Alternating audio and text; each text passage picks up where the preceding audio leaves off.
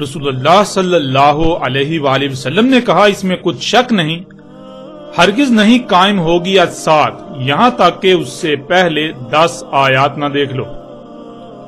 پس رسول اللہ صلی اللہ علیہ وآلہ وسلم نے یاد دلایا، دخان اور دجال اور دابا اور سورج کا اس کے مغرب سے طلوع ہونا اور عیسیٰ ابن مریم صلی اللہ علیہ وآلہ وسلم کا اترنا اور یاجوج اور ماجوج اور 3 مقامات پر زمین کا دنسنا، مغرب سے دنسنا اور مشرق سے دنسنا اور جزیرۃ العرب سے دنسنا، اور آخر میں وہ آگ ہے جو نکالی جائے گی یمن سے۔ اس آگ کی طرف انسان ایسے اکٹھے ہوں گے تمہارے اکٹھے کیے جانے کی جگہ جیسے کتے کسی ہڈی پر اکٹھے ہوتے ہیں، یعنی خطہ شام میں دنیا کے لوگ اس آگ پر ایسے اکٹھے ہوں گے جیسے بھوکے کتوں کے سامنے ہڈی پھینکنے سے وہ اس پر اکٹھے ہو جاتے ہیں اور اسے حاصل کرنے کے لیے ایک دوسرے سے لڑتے، چیرتے، پھاڑتے، چیختے اور داڑتے ہیں۔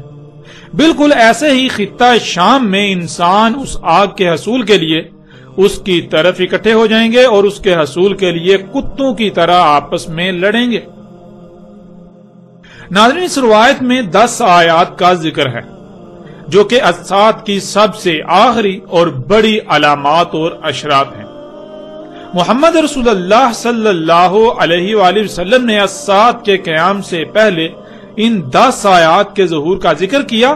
ان 10 آیات جو کہ علامات و اشراط سے ہیں، انہیں علامات و اشراط الکبریٰ کہا جاتا ہے، یعنی الساعت یا قیامت کی سب سے آخری اور بڑی علامات و اشراط۔ اور محمد رسول اللہ علیہ السلام نے انہی کے بارے میں کہا تھا کہ جب ان میں سے پہلی کا ظہور ہوگا تو یہ تمام کی تمام یکے بعد دیگر ایسے ظاہر ہوں گی جیسے کسی موتیوں کے ہار کا داغا ٹوٹ جانے سے موتی دڑا دڑ گرتے ہیں۔ ناظرین، ہم گزشتہ ایک ساتھ میں ان 10 علامات و اشراط الساعۃ الکبریٰ میں سے دجال، دعوت الارض اور دخان پر تفصیل کے ساتھ نہ صرف بات کر چکے بلکہ حق ہر لحاظ سے واضح کر چکے۔ اب ہمارا موضوع ہے وہ آگ جس کا ذکر اسی روایت میں موجود ہے جو کہ الساعت کی سب سے آخری اور بڑی علامات و اشراط میں سے ایک ہے۔ اس روایت میں رسول اللہ علیہ السلام نے کہا کہ آخر میں اس آگ کے حصول کے لیے انسان اس کی طرف ایسے اکٹھے ہوں گے جیسے بھوکے کتے کسی ہڈی پر اکٹھے ہوتے ہیں، جو اس کے حصول کے لیے آپس میں لڑتے ہیں، چیختے اور داڑتے ہیں۔ ناظرین، اس کے علاوہ بھی روایات کی کثیر تعداد موجود ہے جس میں رسول اللہ علیہ السلام نے اس آگ کو الساعت کی سب سے بڑی اور آخری علامات و اشراط میں سے جو سب سے پہلے ظہور پذیر ہوں گی ان میں اس کا ذکر کیا، جیسا کہ آپ سکرین پر نظر آنے والی روایت میں دیکھ سکتے ہیں۔ رسول اللہ صلی اللہ علیہ وآلہ وسلم نے کہا، وہ وجوہات جن کی بنا پر الساعت یعنی انسانوں پر آخری بڑی عظیم تباہی آئے گی، اس کی پہلی وجوہات میں سے وہ آگ ہے جو مشرق سے نکلے گی، یعنی مشرق سے نکالی جائے گی، یعنی اس آگ کا نکالا جانا پہلی اشراط الساعت میں سے ہے۔ لیکن اس آگ کے حصول کے لیے اس کی طرف دنیا کے انسانوں کا ایسے اکٹھے ہونا جیسے بھوکے کتے ہڈی کے حصول کے لالچ میں کسی ہڈی کی طرف دوڑتے ہیں، اس پر اکٹھے ہوتے ہیں، پھر آپس میں لڑتے، چیختے، چلاتے، دھاڑتے ہیں، ایک دوسرے کو کاٹتے ہیں، یہ سب سے آخر میں ہوگا۔ یعنی جب ایسا ہوگا تب الساعت کی یہ تمام 10 کی 10 آیات ظاہر ہو چکی ہوں گی۔ تو ناظرین، بڑھتے ہیں آگے اور آپ پر یہ واضح کرتے ہیں کہ وہ آگ کیا ہے، کہاں سے اور کیسے نکالی جائے گی، اس کے فائدے اور نقصانات کیا ہوں گے، ان سمیت جتنے بھی سوالات ہیں، اور محمد رسول اللہ علیہ السلام نے اس آگ کے بارے میں جو رہنمائی کی اس کو آپ کے سامنے بالکل کھول کھول کر واضح کرتے ہیں۔ تو ناظرین، اس وقت آپ کو سکرین پر روایت نظر آ رہی ہے۔ رسول اللہ صلی اللہ علیہ وآلہ وسلم نے کہا کوئی بھی ایسی ذات نہیں جس کی بات مانی جائے، جس کی غلامی کی جائے مگر اللہ۔ ویل ہے عرب کے لیے اس شر سے تحقیق جو آیا ہی چاہتا ہے۔ کھل گئی آج ردم یاجوج اور ماجوج کی، اس کے مثل اور دائرہ بنایا انگوٹھے اور شہادت کی انگلی سے۔ پوچھا گیا کہ کیا ہم ہلاک ہو جائیں گے اور ہم میں ہوں گے اصلاح کرنے والے؟ جواب دیا ہاں، جب خبث کی کثرت ہو جائے گی، یعنی جب غیر فطرتی اشیاء کی کثرت ہو جائے گی۔ ناظرین، القاریہ ہو، یاجوج اور ماجوج ہوں، فتنہ دجال ہو یا عربوں کے لیے دنیا و آخرت میں ہلاکت، ان سب کا بنیادی تعلق اس روایت میں بیان کر دیا گیا، اور وہ رسول اللہ صلی اللہ علیہ وآلہ وسلم نے اس شر کی طرف اشارہ کیا اور اس وقت کہا وہ شر قریب ہی آ گیا ہے۔ جب ہم قرآن میں اور روایات میں غور و فکر کریں، آخر الزماں کے حوالے سے تمام روایات کو جمع کریں تو اس کی جو ترتیب بنتی ہے ہم اسے آپ کے سامنے رکھیں گے، اس کی روشنی میں واضح کریں گے کہ وہ شر کیا تھا۔ یعنی ان روایات میں رسول اللہ صلی اللہ علیہ وآلہ وسلم نے بتایا کہ وہ شر جو عربوں کے لیے دنیا و آخرت میں تباہی کا باعث بنے گا وہ کیا شے ہے۔ اس روایت میں واضح ہو جاتا ہے کہ رسول اللہ صلی اللہ علیہ وآلہ وسلم نے اس شر کو یاجوج اور ماجوج کے کھلنے سے مشروط کر دیا اور کہا کہ آج یاجوج اور ماجوج کی ردم انگلی اور انگوٹھے کو ملانے سے جو دائرہ بنتا ہے اتنی کھل گئی، اور جیسے ہی وہ پوری کھل گئی تو عربوں کے لیے ایک شرط سے دنیا و آخرت میں ویل ہوگی۔ آئندہ ایک ساتھ میں جب بات کی جائے گی یاجوج اور ماجوج کے موضوع پر تو یہ بات بالکل صراحت کے ساتھ کھل کر واضح ہو جائے گی کہ یاجوج اور ماجوج نہ صرف کھل چکے بلکہ جو کچھ قرآن میں اور رسول اللہ صلی اللہ علیہ وآلہ وسلم کے الفاظ سے ان کے بارے میں ملتا ہے وہ سب یاجوج اور ماجوج نے انجام بھی دے دیا، اور اب تو وقت بالکل آخری پہر میں داخل ہو چکا ہے۔ ناظرین، جب یاجوج اور ماجوج کب کے کھل چکے تو پھر جس شر سے عربوں کے لیے ویل تھی، دنیا و آخرت میں عظیم ہلاکت، جس کے بارے میں رسول اللہ صلی اللہ علیہ وآلہ وسلم نے آگاہ کیا تھا، وہ شر بھی نظر آنا چاہیے اور اسے آج موجود ہونا چاہیے۔ ناظرین، اس شر کی نشاندہی کے لیے، اس شر کو بالکل کھول کر واضح کرنے کے لیے فتنوں سے متعلق روایات کو جمع کیا جائے تو نہ صرف بالکل ہر لحاظ سے اس شر کی وضاحت ہو جاتی ہے، وہ شر واضح ہو جاتا ہے، بلکہ کم سے کم فہم و عقل والے شخص کے لیے بھی اسے سمجھنے میں رائی برابر بھی مشکل پیش نہیں آتی۔ وہ شر کون سا تھا اور ہے، اس کا رسول اللہ صلی اللہ علیہ وآلہ وسلم نے مختلف پہلوں سے ذکر کیا اور اتنی صراحت کے ساتھ ذکر کیا کہ کم سے کم فہم انسان کے لیے بھی جاننا انتہائی آسان ہو جائے۔ لیکن آج حقیقت تو یہ ہے کہ ہر کوئی اس سے غافل ہے، جس سے یہ بھی واضح ہو جاتا ہے کہ رسول اللہ صلی اللہ علیہ وآلہ وسلم نے کیوں اتنی صراحت کے ساتھ کھول کھول کر ہر پہلو سے اس شر کی وضاحت کر دی تھی۔ اور ناظرین، آپ باتیں ہیں ان روایات کی طرف اور ترتیب سے ان روایات کی روشنی میں حق آپ کے سامنے رکھتے ہیں۔ اگلی روایت سکرین پر آپ کو نظر آ رہی ہے، جس میں محمد رسول اللہ علیہ السلام کے الفاظ کچھ یوں ہیں۔ رسول اللہ صلی اللہ علیہ وآلہ وسلم نے عربوں کے لیے کہا، آگ کے حصول کے لیے تمہارا قصد کیا جائے گا، یعنی دنیا والے تمہارے پیچھے پڑیں گے، ان کا مقصد آگ کا حصول ہوگا، جسے حاصل کرنے کے لیے وہ کسی بھی حد تک جائیں گے، خواہ اس کے لیے انہیں کچھ بھی کرنا پڑے، خواہ اس کے حصول کے لیے تمہیں کشت و خون میں نہلایا جائے یا لالچ دے کر تم سے وہ آگ حاصل کی جائے، اس آگ کے حصول کے لیے تمہارے پیچھے پڑا جائے گا۔ وہ آگ آج اس وقت ٹھنڈی حالت میں پڑی ہے ایک وادی میں جسے برہوت کہا جاتا ہے۔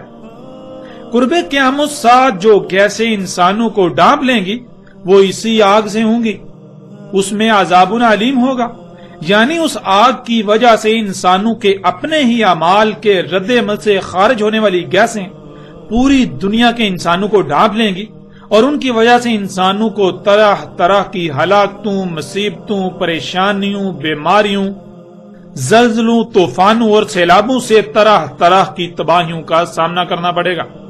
وہ آگ کھا جائے گی جانوں کو اور اموال کو، گھومے گی ساری دنیا میں 8 مرحلوں میں. اس آگ سے فضا میں اڑنے والی مخلوقات اڑیں گی اور وہ آگ اڑے گی جیسے ہوا اور وہ آگ اڑے گی جیسے بادل اڑتے ہیں. اس آگ کی حرارت کی شدت سے دن میں حرارت یعنی گرمی کی شدت بڑھے گی. یعنی نہ صرف اس آگ کی شدت دن میں سورج کی شدت سے سخت ہوگی بلکہ اس آگ کی حرارت کی شدت کی وجہ سے دن میں سورج کی گرمی کی شدت بھی بڑھتی جائے گی.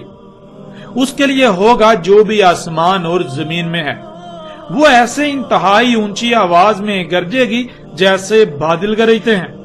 ہوگی مخلوقات کے سروں کے اوپر اور عرش سے نیچے. یعنی بالکل ایسے جیسے جب پرندے اڑ رہے ہوتے ہیں تو وہ مخلوقات کے سروں سے اوپر آسمان میں اڑ رہے ہوتے ہیں اور عرش کے نیچے. رسول اللہ صلی اللہ علیہ وآلہ وسلم سے پوچھا گیا، اے اللہ کے رسول صلی اللہ علیہ وآلہ وسلم، کیا وہ آگ اس وقت سلامتی ہوگی مومنین اور مومنات کے لیے؟ تو رسول اللہ صلی اللہ علیہ وآلہ وسلم نے جواب دیا کہ جس وقت اس آگ کے حصول کے لیے اربوں کا قصد کیا جائے گا، یعنی دنیا والے ان کے پیچھے پڑیں گے اور جو کچھ اس آگ کے بارے میں بتایا گیا وہ سب ہوگا، تو اس وقت دنیا میں مومن اور مومنات ہوں گے کہاں؟ اس وقت تو مومنون اور مومنات یعنی ایسے لوگ جو اللہ کی دعوت کو تسلیم کر کے اسی طرح اس پر عمل کریں وہ کہاں ہوں گے؟ اس وقت ایسے لوگ ہوں گے ہی نہیں جو اللہ کے قانون میں مومن ہوں. اس وقت وہ لوگ جو خود کو مومنون اور مومنات سمجھ اور کہلا رہے ہوں گے وہ انتہائی برے ہوں گے. وہ گدھوں سے بھی برے ہوں گے. وہ اس طرح رستوں میں جنسی حاجات کو پورا کریں گے جیسے جانور رستوں چوراہوں میں جنسی حاجات کو پورا کرتے ہیں، اور ان میں کوئی شخص ایسا نہیں ہوگا کہ جو انہیں کہے کہ نہ کرو نہ کرو. ناظرین، وہ شر جس سے اربوں کے لیے دنیا و آخرت میں ہلاکت ہے وہ شر کیا ہے؟ اس کی محمد رسول اللہ علیہ السلام نے بہت ہی صراحت کے ساتھ اور غیر معمولی طریقے سے وضاحت کر دی. رسول اللہ صلی اللہ علیہ وآلہ وسلم نے کہا، وہ شر آگ ہے جس کے حصول کے لیے انسان تمہارا یعنی اربوں کا قصد کریں گے. اس آگ کے حصول کے لیے تمہارے پیچھے پڑ جائیں گے. وہ تم سے اس آگ کے حصول کے لیے کسی بھی حد تک جانے سے گریز نہیں کریں گے. جہاں مال و دولت سمیت مختلف لالچ دے کر تم سے وہ آگ حاصل کریں گے تو وہیں اگر یہ حربہ کارگر ثابت نہ ہوا تو خواہ تم تباہ و برباد ہو جاؤ، تمہیں کشت و خون میں نہلا دیا جائے، وہ کسی بھی صورت وہ آگ تم سے حاصل کر کے ہی رہیں گے. اور پھر ناظرین، محمد رسول اللہ علیہ السلام نے انتہائی چونکا دینے والی بات کہی. اس وقت کہا کہ آج کے وقت وہ آگ وادی برہوت میں ٹھنڈی حالت میں پڑی ہے. اور پھر ناظرین، وادی برہوت کیا ہے؟ اس کی وضاحت بھی روایات سے مل جاتی ہے. ایک روایت میں بالکل واضح کر دیا گیا کہ وادی برہوت وادی حضر موت کو کہا جاتا ہے، جیسا کہ روایت آپ کو سکرین پر نظر آ رہی ہے. وادی حضر موت کو وادی برہوت کہا جاتا ہے. ناظرین، اس کے علاوہ بھی محمد رسول اللہ علیہ السلام نے مختلف مقامات کا ذکر کیا جہاں وہ آگ موجود ہے اور وہاں سے نکالی جائے گی. یہاں تک کہ کیسے نکالی جائے گی اس کی بھی چونکا دینے والی تفصیلات بتا دی. جیسے ہی ہم آگے بڑھیں گے تو ایسی تمام روایات بھی آپ کے سامنے آئیں گی. لیکن یہاں سوال یہ پیدا ہوتا ہے کہ کیا ناظرین آج ایسی آگ اپنا وجود رکھتی ہے جو محمد رسول اللہ علیہ السلام کے وقت زمین میں ٹھنڈی پڑی تھی اور آج انسانوں کو حاصل ہو چکی؟ کیا آج ایسی آگ موجود ہے؟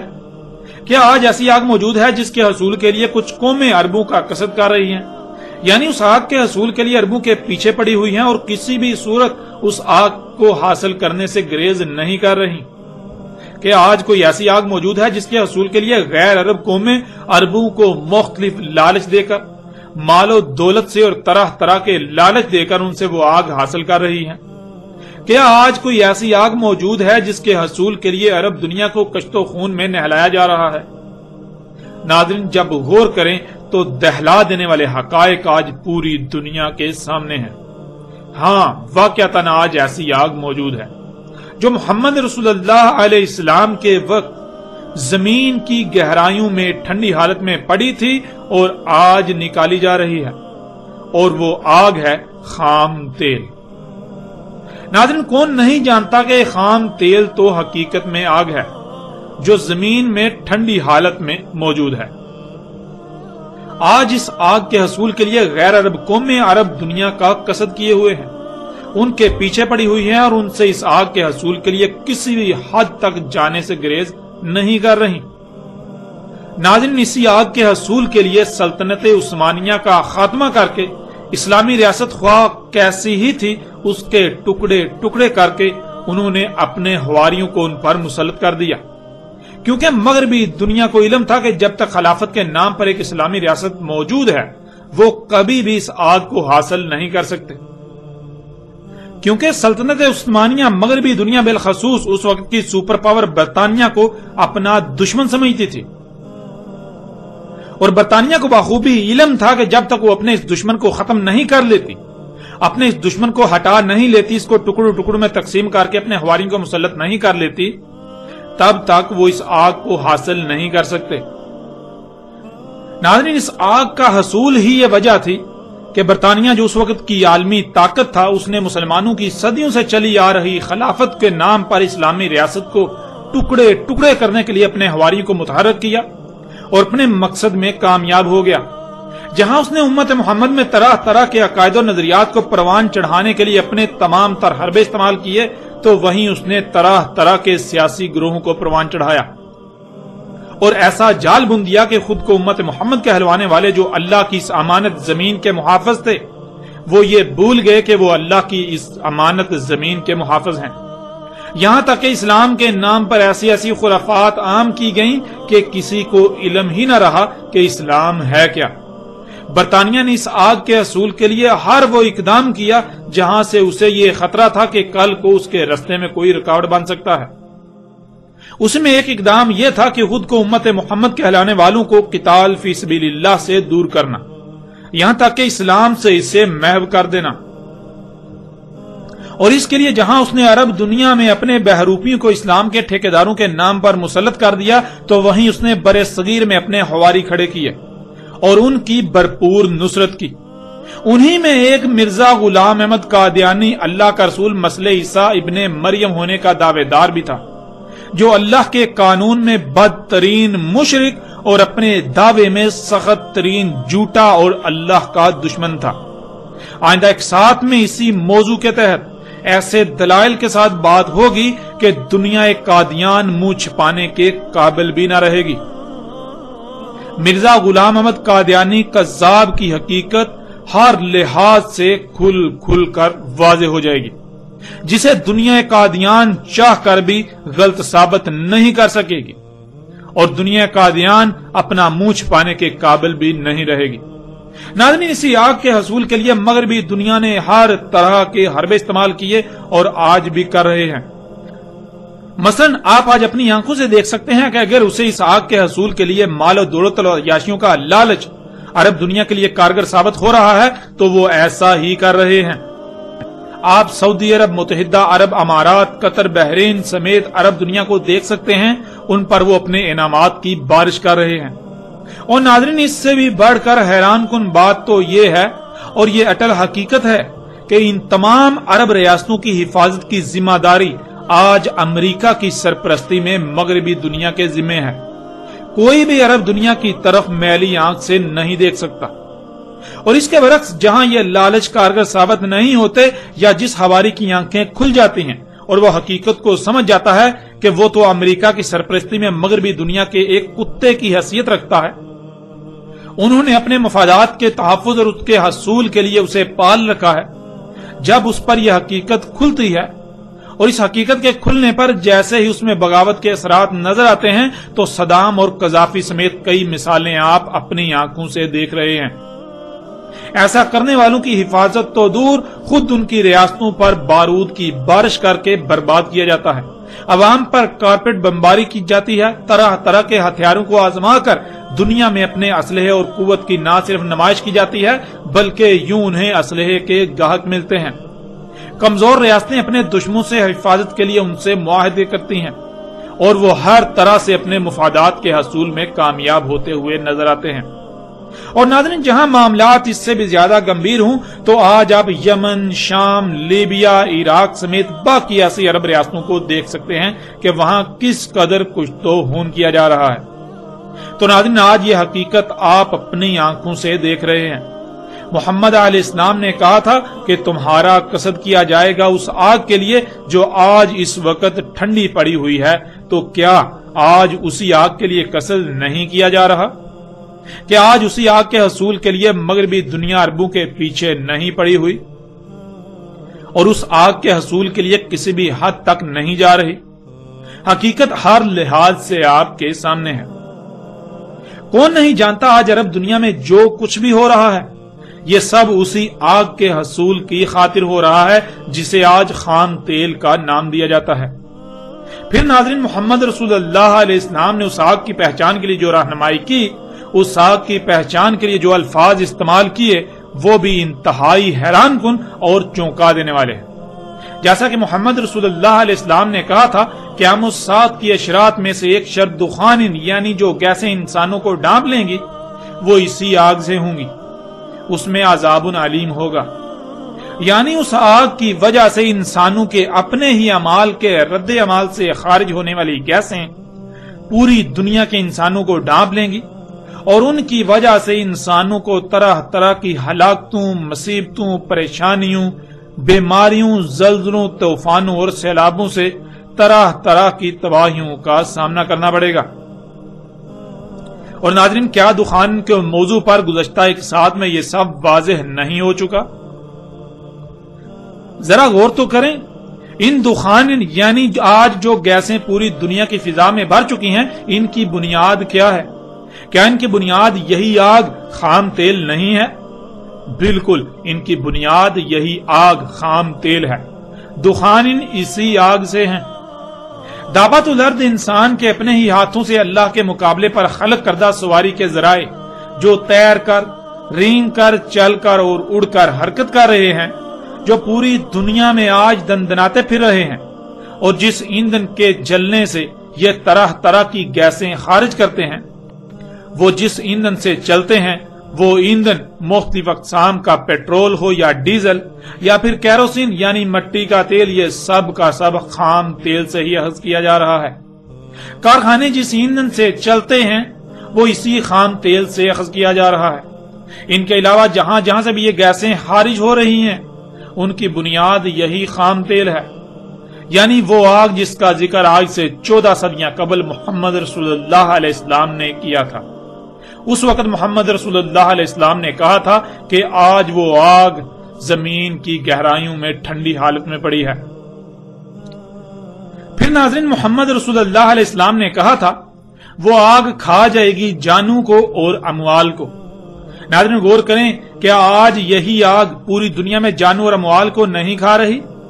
ذرا غور تو کریں، آج دنیا میں ہونے والی تمام کی تمام جنگیں کیا اسی وجہ سے نہیں ہو رہی؟ ان کی وجہ یہی آگ نہیں ہے جن میں لاکھوں نہیں کروڑوں جانوں کا نقصان ہو رہا ہے اور شہروں کے شہر کھنڈرات میں بدل رہے ہیں۔ اس کے علاوہ زمین سے اس آگ کے نکالے جانے کی وجہ سے زمین کھوکھلی ہو رہی ہے، جس سے زمین جگہ جگہ سے دنس رہی ہے۔ پھر اسی کی وجہ سے جو گیسیں پوری دنیا کی فضا میں بھر چکی ہیں، جن کی وجہ سے طرح طرح کی تباہیوں میں وسیع پیمانے پر جانی اور مالی نقصانات ہو رہے ہیں۔ پھر جن مشینوں سے پہاڑوں کو کاٹا جا رہا ہے ان کی بنیاد بھی کیا یہی آگ نہیں ہے؟ اور پہاڑوں کو کاٹنے سے زمین کا توازن بگڑ کر زلزلے اور تباہیاں آ رہی ہیں، ان میں بھی جانی اور مالی نقصان۔ اسی آگ کی وجہ سے موسموں کا نظام درہم برہم اور درجہ حرارت دن بدن بڑھتا چلا جا رہا ہے، اس کی وجہ سے بھی طرح طرح کی تباہیوں میں جانی اور مالی نقصان۔ یوں اس آگ کے نقصانات پر بات کی جائے تو الفاظ ختم ہو جائیں، آپ بات کرتے کرتے تھک جائیں، لیکن اس آگ کے نقصانات کو گن نہ پائیں۔ آج یہ آگ پوری دنیا میں جانوں اور اموال کو کھا رہی ہے۔ یوں محمد علیہ السلام کے آج سے 14 صدیاں قبل کہے گئے یہ الفاظ آج بالکل سچ ثابت ہو رہے ہیں۔ نہ صرف سچ ثابت ہو رہے ہیں بلکہ آج سچ ثابت ہو چکے ہیں۔ اسی آگ کی وجہ سے آج موسموں کا نظام، فضاؤں کا نظام درہم برہم ہو چکا، درجہ حرارت دن بدن بڑھتا چلا جا رہا ہے، جس سے گلیشیئر پگھلتے جا رہے ہیں۔ پھر آہستہ آہستہ زمین پر تمام پانی بخارات بن کر اٹھ جائے گا۔ زمین کا درجہ حرارت دن بدن بڑھنے سے یہ جہنم بن جائے گی، وہی جہنم جس کا آپ سے وعدہ کیا گیا۔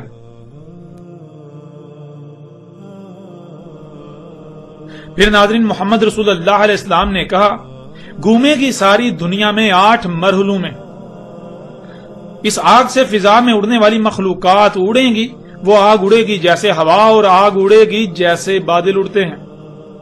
ناظرین آج یہ آگ پوری دنیا میں گھوم چکی، پوری دنیا میں دندناتی پھر رہی ہے۔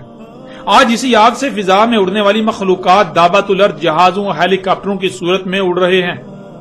یہ حقیقت بھی آج آپ کے سامنے ہے۔ ناظرین غور کریں، جس ایندھن سے یہ جہاز اور ہیلی کاپٹرز وغیرہ اڑتے ہیں وہ ایندھن کہاں سے آیا؟ وہ یہی آگ ہی تو ہے جسے آپ خام تیل کہتے ہیں، اسی سے اخذ کیا جاتا ہے۔ ناظرین کیا آج یہ آگ ہوا کی طرح نہیں اڑ رہی؟ آج آپ پوری دنیا کی فضا کو دیکھیں، وہ اسی آگ سے بری ہوئی ہے۔ یعنی جن گیسوں سے پوری دنیا کی فضا بھر چکی ہے وہ اسی آگ سے ہی تو خارج ہو رہی ہیں۔ اور ناظرین کیا آج یہ آگ بالکل بادلوں کی طرح نہیں اڑ رہی؟ ذرا آپ کارخانوں کی چمنیوں کو دیکھیں اور سوچیں کہ آج سے 14 صدیاں قبل اس کا ذکر کرنا مقصود ہوتا تو کس طرح ذکر کیا جاتا؟ کیا اس سے بہتر کوئی اور الفاظ ہو سکتے تھے جو محمد علیہ السلام نے اس وقت استعمال کیے جب ان اشیاء کے بارے میں تصور کرنا بھی محال تھا؟ آج آپ اپنی آنکھوں سے اس آگ کو بادلوں کی طرح اڑتا ہوا دیکھ سکتے ہیں، یوں یہ حقیقت بھی آج آپ کے بالکل سامنے ہے۔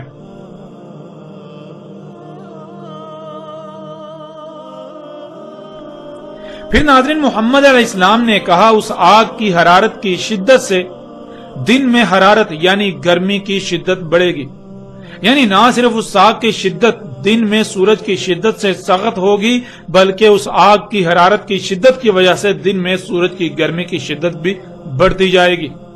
تو ناظرین ذرا غور کریں، کیا آج اسی آگ خام تیل سے خارج ہونے والی گیسوں کی وجہ سے درجہ حرارت دن بدن نہیں بڑھ رہا؟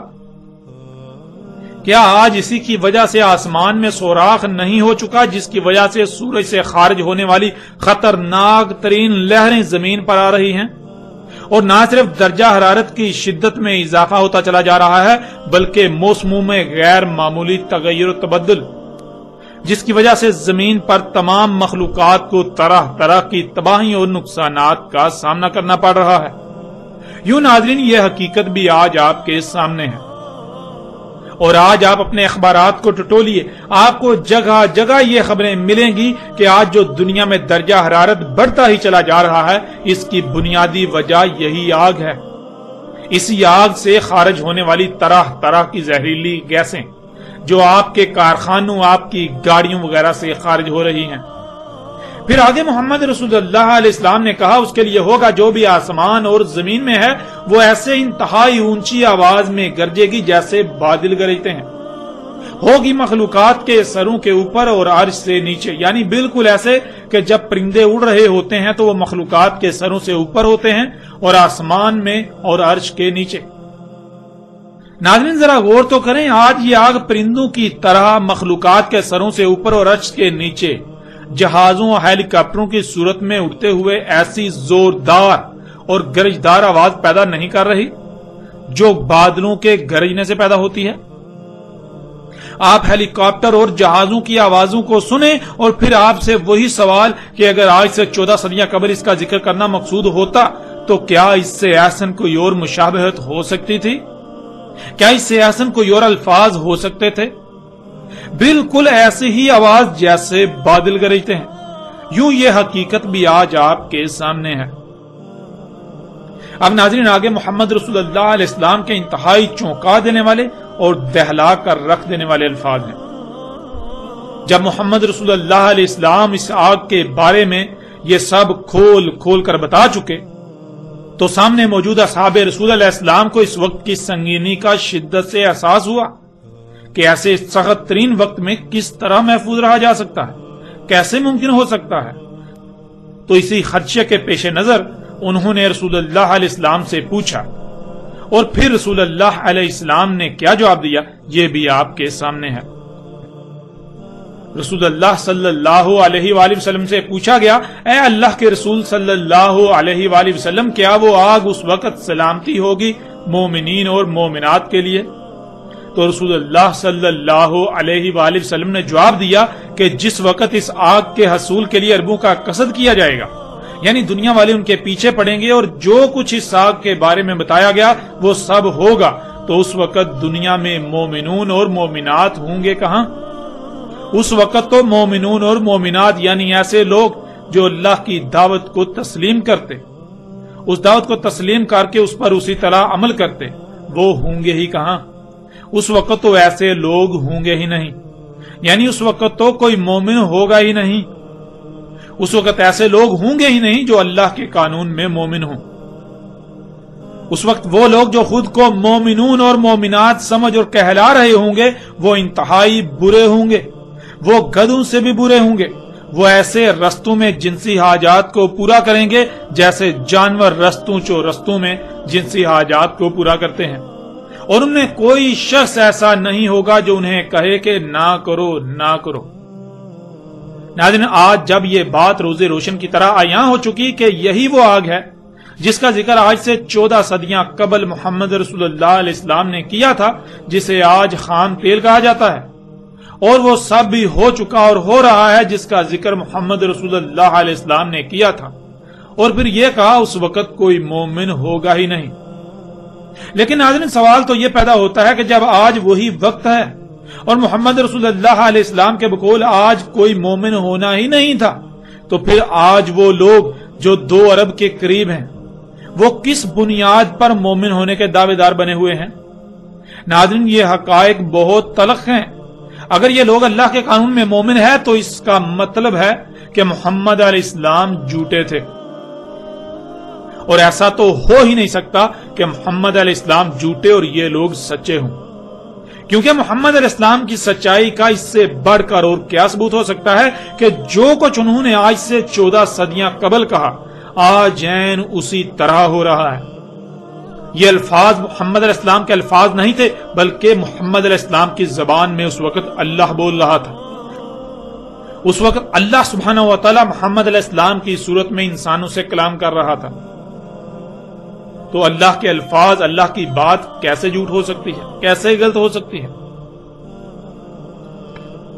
تو پھر ناظرین، بالکل صاف ظاہر ہے محمد علیہ السلام سچے تھے، اور ان کے قول کے عین مطابق آج مومن ہونے کے دعوے دار مومن نہیں ہیں بلکہ بدترین مشرک ہیں۔ ان کی مثال بھی گزشتہ امتوں کی سی ہے۔ ہند میں بسنے والی بت پرست قوم جو گزشتہ 5000 سال سے خود کو مومن ہی سمجھ رہی ہے، وہ ایشور یعنی اللہ کے چہیتے ہیں۔ یہی حال بدھ مذہب عقائد کے حامل لوگوں کا ہے، یہی حال یہود کا ہے۔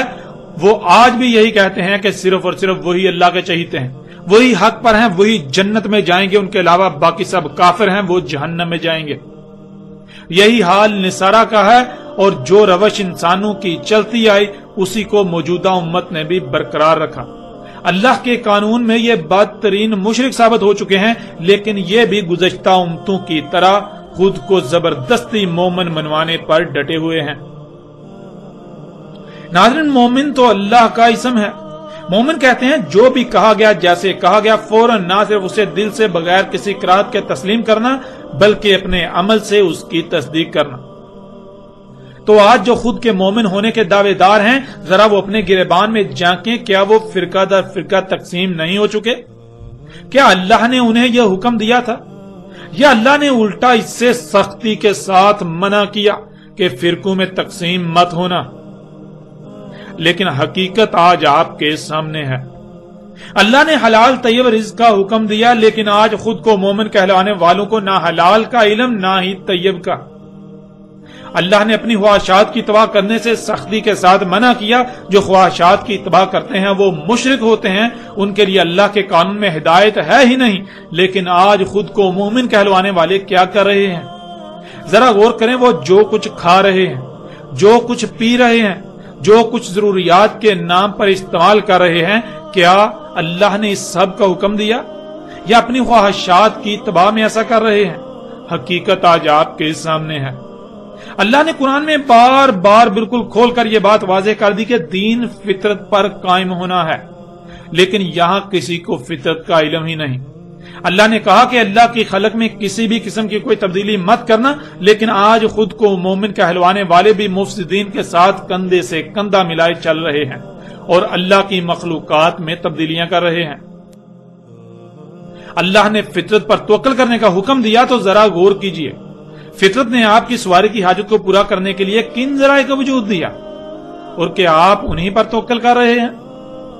فطرت نے تو گھوڑے، گدھے، خچر اور اونٹ کو اس مقصد کے لیے وجود دیا، لیکن آپ تو اس کے برعکس مصنوعی ذرائع پر توکل کر رہے ہیں، اور وہ بھی ان کے خلق کردہ جن کو دن رات کافر کافر کہتے ہوئے تھکتے نہیں۔ یعنی اللہ کافروں پر تو راضی، ان پر انعامات کی بارش کر رہا ہے اور اپنے غلاموں کو، مومنوں کو بھول چکا ہے۔ ذرا غور کریں اپنے اعمال میں، غور کریں کہ آپ مومن ثابت ہوتے ہیں یا پھر بدترین مشرک۔ ناظرین، حقیقت بہت تلخ ہے، اسے تسلیم کرنا آپ اپنی توہین سمجھیں گے، لیکن یاد رکھیں ان قریب آپ تسلیم کریں گے، لیکن تب کوئی فائدہ نہیں ہوگا۔ آج وقت ہے اپنی آنکھیں کھول لیجئے، ورنہ عذاب آپ کے سر پر آ چکا ہے۔ غور کریں یہ سب آج ہی آپ پر واضح کیوں کیا جا رہا ہے؟ آج سے پہلے ایسا کیوں نہ ہوا؟ ذرا غور کریں اس سے پہلے کہ وقت ختم ہو جائے۔ اور پھر یہ بھی آج آپ اپنی آنکھوں سے دیکھ رہے ہیں، خود کو مومن کہلوانے والے بے حیائی اور فحاشی میں کس قدر بڑھ چکے ہیں۔ محمد رسول اللہ علیہ السلام کے یہ الفاظ بھی آج بالکل سچ ثابت ہو چکے ہیں۔ خود کو مومن کہلوانے والے بے حیائی اور فحاشی میں گدھوں سے بدتر ہو چکے ہیں۔ جانوروں کی طرح رستوں میں اپنی جنسی حاجات کو پورا کر رہے ہیں، اور کوئی بھی ایسا نہیں جنہیں اختیار دیا گیا کہ وہ اختیار کے باوجود انہیں روکے۔ یہ تمام تر حقائق آج آپ کے سامنے ہیں۔ تو ناظرین، وہ آگ کیا ہے؟ یہ حقیقت بالکل کھل کر واضح ہو چکی۔ بڑھتے ہیں آگے اور دیکھتے ہیں کہ محمد رسول اللہ علیہ السلام نے اس آگ کے بارے میں مزید کیا کہا۔